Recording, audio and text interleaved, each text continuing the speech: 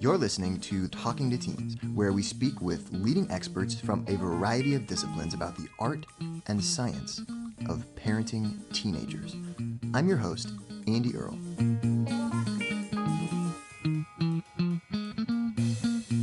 We're here today with Dr. Lisa Damour, talking about what parents can do when teenagers get emotional.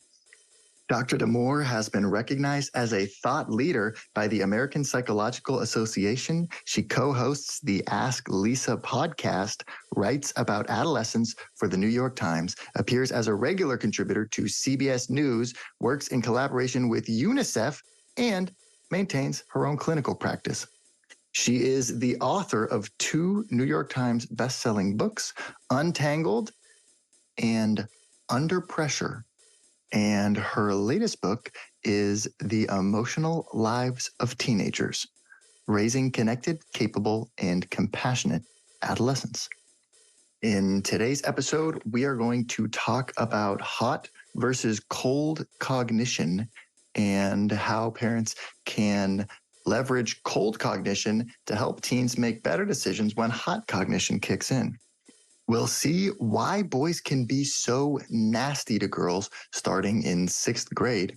We'll dive into the topic of separation individuation, a word that sounds technical but actually explains a lot about the relationship between parents and teenagers. We're also going to cover a simple exercise that Dr. Damour has discovered or listening really effectively when our teenagers are venting about their day. We will see why teenagers are so likely to start important conversations with us when we're in bed, what's going on with listening to emotional music, why we need to let teens express their emotions before we give them advice, and a strategy we can use to get themselves advice so that we don't even have to. All of that and much more is coming up on the show today. Dr. Damour, thank you so much for being here. Thank you for having me. I love being back with you.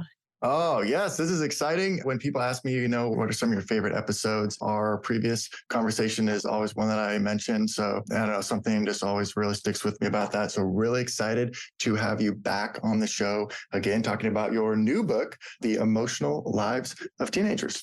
Well, I am so glad this book has finally made it into the world. I've been working on it for a while, and I hope it's useful. I hope parents and the adults who surround teenagers find it to be of help. So talk to me a little about where it came from, or why did you feel like it was so important to now write a book, especially since your first 2 books kind of more focused on girls, problems that girls are going through, anxiety, and now really this book is just a lot more about teenagers in general, but really specifically focused on their emotions that they're going through during the teenage years and how we can kind of facilitate helping them through those.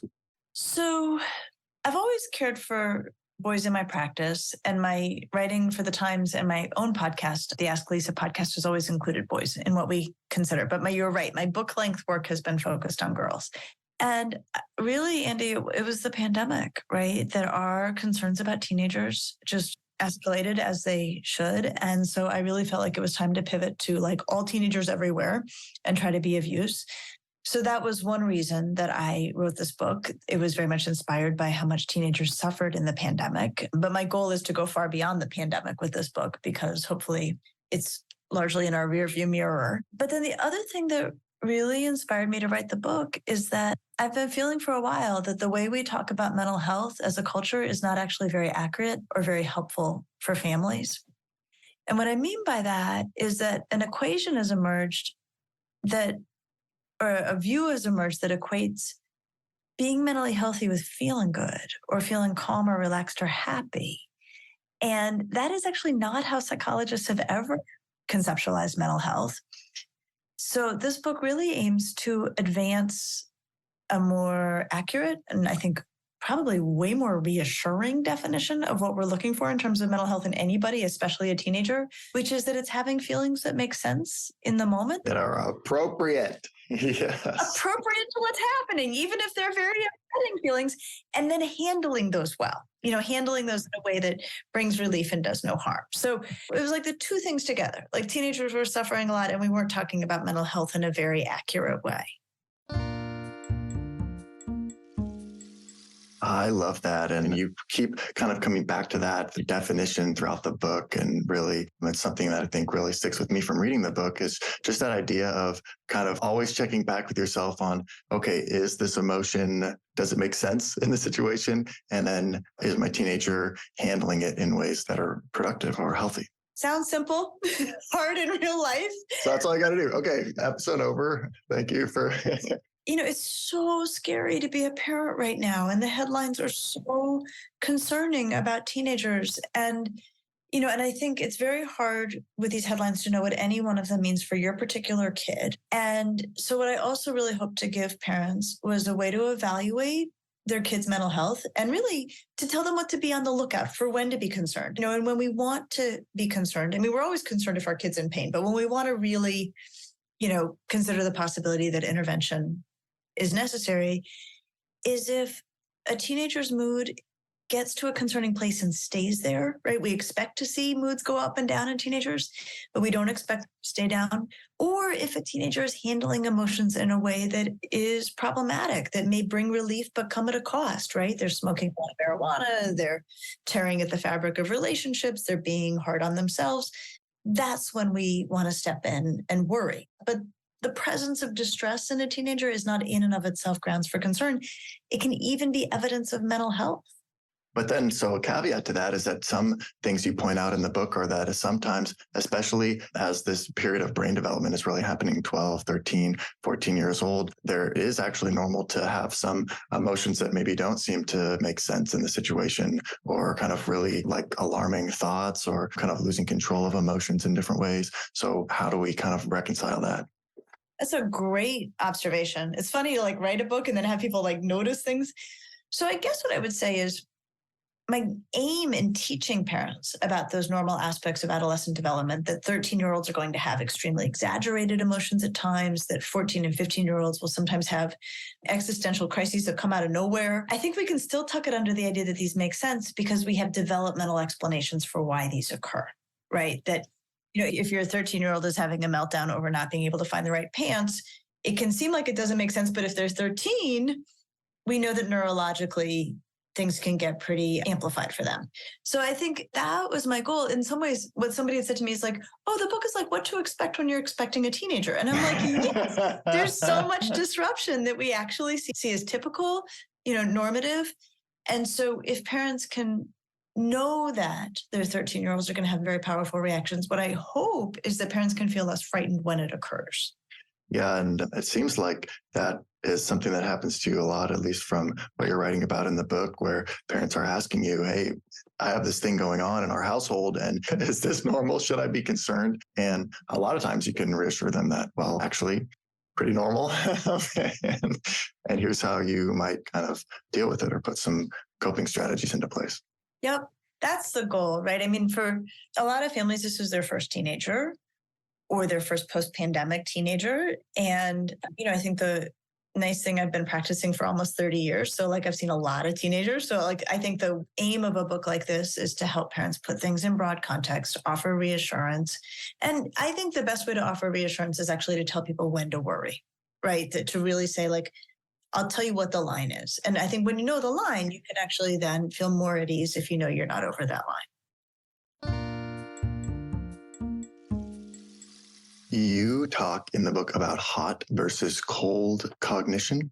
And I thought that was really interesting. And you have kind of some strategies for helping teenagers when they're in a more calm and rational state to sort of think through or put strategies into place when the hot cognition kicks in. What does that mean, or how does that look? So you can almost quite literally say that teenagers are of two minds. So there's their cold reasoning, which is basically their good, rational, thoughtful reasoning. And this is the reasoning they do when they're not in socially and emotionally charged situations. It's as good as any adult reasoning. And then there's what we call hot reasoning, which is their less rational reasoning, less probably safe reasoning. And that is what they do when they're in socially and emotionally charged situations. So what this looks like on a Friday night is at 5 p.m., you say to your kid in your kitchen, look, I know you're going to this party. I think you and I both know there's going to be drinking at this party. I don't want you to drink. And at 5 p.m. in the cold light of day, right, your teenager really means it when they're like, yeah, I'm not going to drink. Like I got a game tomorrow, or like, I hear you, or it's not going to happen. And the kid's telling the God's honest truth. Like, I mean, I think we have to acknowledge that. That same kid at 10 o'clock gets to the party, and now they're into hot cognition conditions. It is socially loaded. It is emotionally charged. And it turns out the person they have a crush on is at the party. And then it turns out the person they have a crush on, I said, why don't you have one beer? And that same kid's like, okay. You know what? Great. Yeah. And it's not that they're relying, it's that they're now in a new condition that undermines their reasoning. This is terrifying, of course, to parents, right? Like, so we can have the conversation and it means nothing, I think is the worry. But what we want to remember is that you have to plan for hot cognition conditions when you are in cold cognition conditions. So the rest of the 5 o'clock conversation is where the parent says, like, okay, great, we're in agreement. Now, say you get to the party and the kid you like is there and the kid you like is asking you to drink. What's the plan? And really talking that through, because that's just the reality. And this will not perfectly guarantee any teen's safety. But what it will do is it means that they are not on the fly trying to figure out how to handle that situation, which is what we want to avoid whenever we can. Yeah, I resonate with that myself. Getting into sometimes hot cognition states of not doing things that I planned I was going to do or thought I was going to do, or it seemed like, all for sure. So I think that's so helpful to take the time to really think through, like, what strategies will you actually use when this gets hard? I think a lot of times, like, even as adults, it's like things seem like a good idea, when you're just kind of thinking about it in the abstract. It's like, being sober, that seems totally, that's what I should do. But just getting into the moment is really different.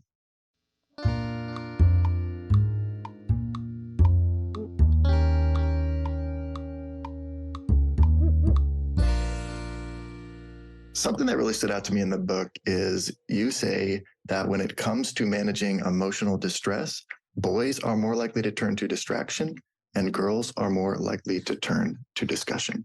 What do you mean by that? So this is what we find in the research. And of course, big, broad research findings will never apply perfectly to any one kid. But when we look, in those kind of broad stroke ways, we see this. And this is a pretty good distillation of how we socialize boys versus girls to manage emotion. That when boys are in distress, we have all this evidence that parents will try to talk them out of it, tell them to shake it off, tell them to go think about something else. So they learn to use distraction as a strategy for getting feelings under control. Not a terrible strategy, but we don't want to use one strategy all the time.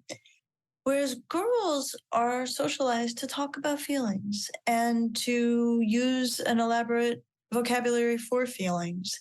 And so when girls are distressed, they're much more likely to talk about what they're experiencing. And the thing that happens, Andy, that's so interesting is that, kids end up hanging out in same-sex groups and actually amplifying patterns for each other. So a boy who might be inclined to distract about emotions gets with a bunch of other boys, and when they're upset, they all distract about emotion, and it sort of entrenches this approach. And similarly with girls, where a girl who may be inclined to discuss her feelings may find a very, talented and ready audience for that in other girls who are also have been socialized to talk about feelings. So what can be small gender differences that are created in the culture, or small gender differences that may be slightly, worked out at home, can quickly amplify once kids get out into the world. And you point out also that kids are much more likely to hang out in same-sex groups as they get into middle school and stuff, which tends to kind of further just channel them into those echo chambers a little bit or something. What I thought was interesting is how you then draw the parallel from that to internalizing versus externalizing disorders in boys and girls. Yeah. So, there's a whole chapter on gender and emotion in this book, which was fun and important to write, right? Especially because my work has focused on girls so much. I really wanted to lay out what we know about gender in general. And, there are some kind of cardinal rules in psychology, things that we just know to be consistently pretty true and pretty good explanations for behavior. And one of the rules that we have long observed, and we see these data repeated over and over, is that girls in distress tend to collapse in on themselves. Boys in distress tend to act out, right? So girls who are distressed are more likely to show up with depression and anxiety, and boys who are distressed are more likely to get themselves in trouble or, take it out on other people. And so what we want to appreciate is it's all distress, right? A boy who is getting himself in trouble is very much suffering, but that we have sort of gendered patterns of how distress gets channeled. Yeah. And it makes just a lot of things that I witnessed in my own adolescence seem to make so much more sense, where it's like for boys feeling like, well, I can't really like talk about this or open up about what I'm feeling. And so I think it's why we're just so likely to see kind of just doing stupid things and like, what can I do to just distract myself that's kind of exciting that will get my mind off what I'm like, the suffering that I'm going through. And, there's not that many options around as a teenager. So, yeah. Not, right? And then, another option is, we think about, ways in which you can make emotions die down. So one is distraction. Another is smoking a lot of marijuana, right? Like that will do the job. And so we really need to recognize that what we often see as, a substance problem is a substance problem, but what is often underneath it is a wish to not feel emotional pain and, kind of a lack of a repertoire for handling it in a better way.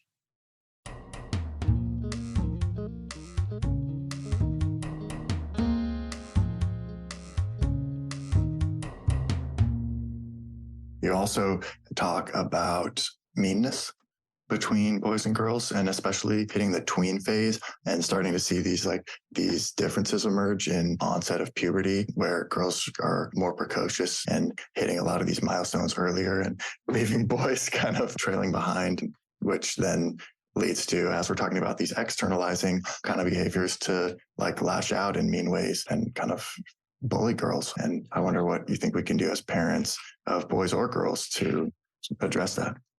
So this was a really interesting section of the book because this is something I started to observe, which is, well, we've known for a long time that sexual harassment starts by 6th or 7th grade, which is much earlier than people tend to recognize. And we've also known for a long time that in 6th and 7th grade, because of the timing of puberty, girls are roughly 2 years ahead of boys on the timing of puberty. A lot of 6th and 7th grade girls are going to be well underway with puberty before boys are. And this has pretty significant implications in a lot of ways. So number one is there are neurological benefits that come with being in puberty, that your mind gets upgraded, you can think in more sophisticated ways. So we've known for a long time that girls as a group, of course, this does not apply to every kid everywhere, but girls as a group are outmatching boys in the classroom. They're able to think in more sophisticated ways. They're able to apply themselves in very, and we see it in their grades. I mean, we have tons of data showing this to be true. On top of that, your average 6th or 7th grade girl is likely to be taller, stronger, and faster than. So when I was working on this book, I was talking to this, I think he was a 7th grade boy. He's like, okay, in the whole wide world, there's nothing worse than getting beat by a girl. And I was like, okay, as they're consolidating a sense of masculinity. And so I'm picturing the 7th grade. All right, so the boys are getting beat at recess by these girls. And then they turn around and they go back to class and they're getting beat in class by these girls. And I think I could have just really summarized the section as calling it like, it's really hard to be a 6th grade boy, right? You're trying to figure out what it means to be a man, right? If you like the boys are trying to figure that out at the exact moment that the girls are getting you coming and going because of just the, this accident of biology. And I'll tell you, Andy, I was like, I think this is why sexual harassment starts, because it doesn't feel good for boys. Like all of it, not all boys are going to handle that well. And if you want to take a girl down a few pegs, all you got to do is comment on her body or say something lewd, which of course is like made that much easier by the fact that the girls are further along in puberty. But I'll tell you, I was like, how has nobody connected these dots before? And so I don't know if you noticed the note for that in the back of the book. It goes on for like 2 pages. I'm like, I couldn't find anyone else saying this before me. Maybe somebody else did. Please tell me if here's all my data. Here are the numbers I'm looking at. But I think the bottom line is that we need to think very seriously about the self-esteem of 6th and 7th grade boys, because it's hard to feel good about yourself as a 6th and 7th grade boy, unless you happen to have gotten early side of puberty, which some boys do. We have to think about like, how can they be helped to feel good about themselves so they do not go after the girls, because then that's really bad for the girls. Like, I mean, it has all of these, kind of downstream effects. Yeah, totally. I can just think of how much of trash talk among young boys is based on you throw like a girl, you run like a girl, you're a sissy. And so then it's like, well, then we hit 6th grade and all of a sudden it's like, well, wait a minute. The girls run faster than me. They throw farther than me. Yeah, no, it's just sort of remarkable. Like, if you followed a 6th grade boy through the day, he is potentially subject to a great number of humiliations that we do not want him to take personally, and we want him to have ways to feel good about himself. But also, but you don't want a sense of self-esteem to be based on being better than girls at things anyways. So it's like, you really don't. Don't worry, in a couple years, you'll get them again. Like, but I don't know. But you don't want that. They do need to have something to feel good about. So they need to be doing service, or they need to be cultivating a skill. They need something they can control, because they can't control the onset of puberty. And bluntly, they will feel better. I mean, like, I think, and it's not better. I mean, I think some boys will feel better at the expense of girls, which isn't my favorite, but they'll feel better because they're just not getting, kind of beat out everywhere they go and unable to do anything about it. What's nice is usually by 9th grade, there's a more evenness in terms of skill set. And then, I mean, not that this is something that should be a grounds for feeling better, but by 9th grade, the boys are not getting physically outmatched by the girls in the same way. So to the degree that, a young man's self-esteem is hinging on that, he'll feel better, right? How I feel about that is a completely different issue. Problem, yeah. Yeah, in terms of being awful to girls, like, I would really rather not the boys be awful to girls.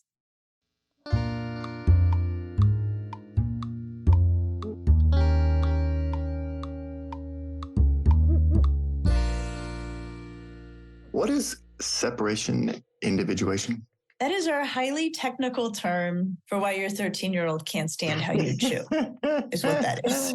Aha. So it's funny. So I have 2 daughters. I have 2 teenage daughters. And there are points in my own parenting where I'm like, oh my goodness, like the theoretical language we have for this does not do justice to what this means. It doesn't sound that bad. Separation individuation. Okay. Yeah, sure. Yeah. And so separation individuation is when teenagers need to sort of separate from us, their parents, and develop a sense of being an individual. And the language I use in the book is like sort of build their own brand, right? Separate from us, they build their own brand. And this is a tricky process because they're still very meshed in family life.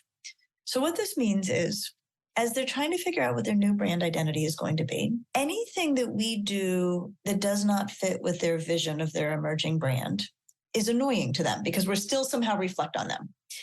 So I think here about my friend who's getting ready to go to her son's 8th grade orientation. And he's like, oh my God, you can't wear that. And so she's like, go in my closet, figure out what I'm wearing. But you tell me, what do you want me to wear? What do you want me to wear? Because this boy, they were still so entwined that like whatever his mom was wearing, like felt like it looked bad for him. So, and it didn't fit with his view of himself.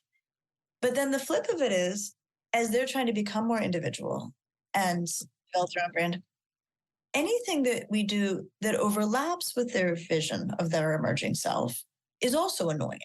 So I remember how this happened in my own house. I have liked Beyonce for a really long time. And I was in the kitchen. I had Beyonce on. I was sort of bopping as I was cooking. And my 13-year-old daughter, who had suddenly discovered and realized she liked Beyonce, came in and she was like, Mom, stop. This is my song. The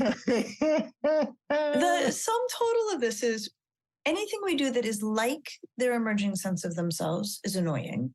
Anything that we do that is unlike their emerging sense of themselves is annoying. Everything we do is annoying to them. And it just happens that way for a while until they figure out their brands. And then they figure out their brands. And then they're like, your quirky brand, that's your problem, not my problem. Yeah. Yeah. Once they kind of really feel like they've individuated, then it's like, well, hey, yeah, my mom's weird. Or yeah, we both like Beyonce. Awesome. But like, What I didn't put in the book, and something that's been clear to me, there's always like you hand in the manuscript and then it comes out a year later. So, your thinking continues. But there's points in development where kids get very anxious about their brands, like if you're like on college tours or something. And so I think that kind of like feeling easily antagonized by their parents' traits, I think it can recur at points in development when kids are very anxious about how they're being perceived, new settings or things like that. So I think it hits its height at 13 and then usually dissipates, but I think it pops up at various times. We're here today with Dr. Lisa Damour talking about what parents can do when teenagers get emotional. And we're not done yet. Here's a look at what's coming up in the second half of the show.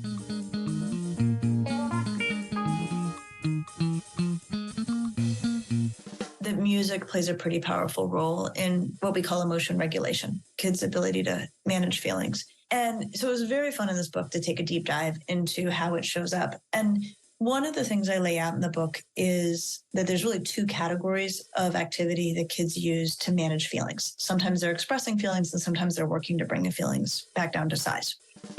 This is for when your kid is telling you a whole bunch of things they're upset about or telling you something that they're very upset about. And I don't think I'm alone in having the reaction of a parent where I kind of get an idea about what I might suggest, and then I'm just waiting for my kid to pause so I can like jump in with my idea. Hey, here's what you do. Yeah. I think that's a very natural reaction. And it's funny, I was talking about this with my 12-year-old the other day, and she said, I can tell from the look on your face when you've gotten the idea and when you're now waiting for me to stop. I mean, this is the thing. Like, they've got us dead to rights. Busted. Yeah, so you don't want to do that. Like, you really want to try to listen. So I have to make like a game for myself about like, how am I going to do this? Or like a strategy. Like, I need a way to do it. So the strategy I came up with is I pretend my kid's a reporter and I'm an editor, and they're reading me the article of their distress. And my job is to, at the end of when they come to the end of the article, to produce its headline, to say the words that summarize it, distill it, add nothing, but just like, here's the top line of what you've said. It is extremely common in homes with teenagers for parents to ask like all the right questions all through dinner, and get nothing. Crickets, absolutely crickets. And then when they're in bed and about to try to go to sleep, there's the teenager. When I say this, I've since sort of started bringing this up when I'm giving talks, and like in an audience of 300, like everybody goes, oh, like it's a wildly universal phenomenon. So, the best thing about being a psychologist is that functionally we're like anthropologists. Like, our job is to be like, why does this happen? What is this about? And so what's very clear to me, this allows teenagers to actually satisfy competing masters in their lives. So on the one hand, teenagers want to be autonomous. That is the main organizing force for most teenagers. Like, they want to be independent, and increasingly so. And so when we're like, hey, tell me about school, right? We're basically calling them to a meeting, setting the time of the meeting, and setting the agenda for the meeting. And so teenagers are like, nope, not on your terms. But they also really want to connect with their parents. Like, teenagers really do. And so showing up, when we're like trying to shut it down, lets them do both, because they are setting the agenda for the meeting. And here's what teenagers have told me, and this cracks me up so much. They're like, oh, my parents ask many fewer questions and do not bring up new topics at that time. And then if they want the meeting to end, they can be like, all right, guys, I'll let you sleep. Want to hear the full interview? Sign up for a subscription today. You get access to all the interviews I've conducted, as well as new episodes weeks before the general public. It's completely affordable, and your subscription helps support the work we do here at Talking to Teens. Thanks for listening. I'll see you next time.